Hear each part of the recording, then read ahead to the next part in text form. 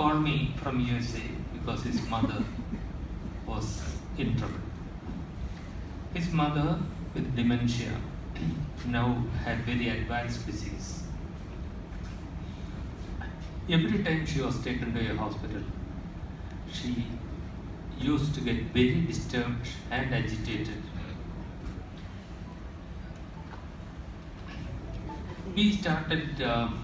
I certainly was happy to have his help with advice, and we managed her at home. Those were many years back, and my own capacity to help her was limited. The family was full of doctors, uncles, aunts, so many people came together, and at one point of time when she developed pneumonia, she was taken to a hospital. Before anybody realized what was happening, understandably, she was in an intensive care unit. This is inevitable today. We will come to that in a little more detail later. She and her husband, since the children left home, had been together, and her husband had been taking care of her, all her needs, with the assistance of a domestic help. And here he was, in his 80s, outside sitting in a chair, refusing to go home, no place for him to lie down, of course, and not allowed to see her except for 5 minutes in the morning and 5 minutes in the evening. A nasogastric tube was put in to feed her, and because she wouldn't tolerate that, she would pull it out, and they tied her hands and feet. And for 5 minutes in the evening and 5 minutes in the morning, the husband had to watch. And the son who flew down from USA had to watch her in that state. Despite all the advances in medical science, human mortality continues to be 100%. And everybody in this room is particularly at risk of dying that kind of death, because you have some money in the pocket. I don't know what's in store for me.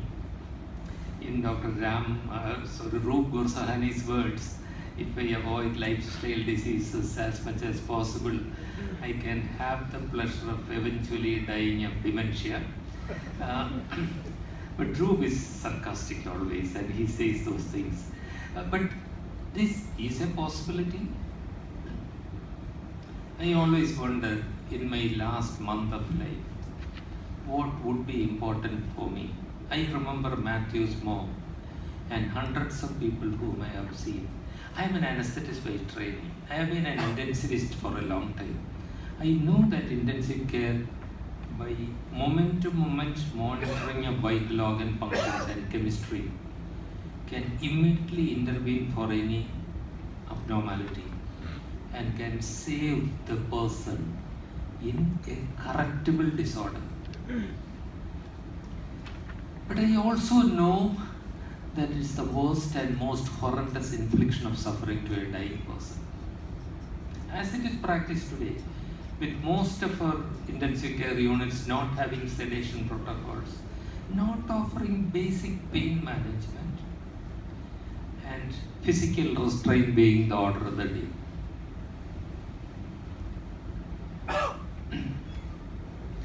In that month, my last month of my life, what would be the things that are important for me? I certainly would value physical comfort. I certainly want pain to be managed. If I am breathless, please correct it. Physical comfort is important. What else would be important? The only other thing that I can think of is the love that I can get and the love that I can give. I cannot think of anything else that's important at that time. Not a Mercedes that if you give me, Dr. Robert, all those awards that you mentioned, if they are framed and hung before me, will it matter to me? If you give me a house with a swimming pool at that time, will it matter to me? What matters to me is a kiss from my grandchild on my cheek, and will any of your intensive care units permit that?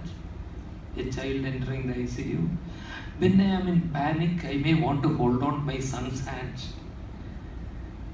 It won't be possible. Even when he comes in for 5 minutes, I will be so full of cables and screeching alarms that he'll be afraid to touch me. Everything that's important for me will be systematically stolen from me. And that, I believe, is the horrendous face of medicine. I will be very, very grateful for all the medications that you will give till then to keep me comfortable. To keep me comfortable. Not just to correct the molecular abnormalities. My comfort is important for me and for my family at that time. Dr. Matthew wrote me one email after he went back about his mom. That was a woman who gave a lot of love in her life. She did not deserve to die like this. My father, who looked after her for 10 years, did not deserve the treatment that he got. I hope we will be able to bear all that in mind when we plan my treatment at some point of time by some of you.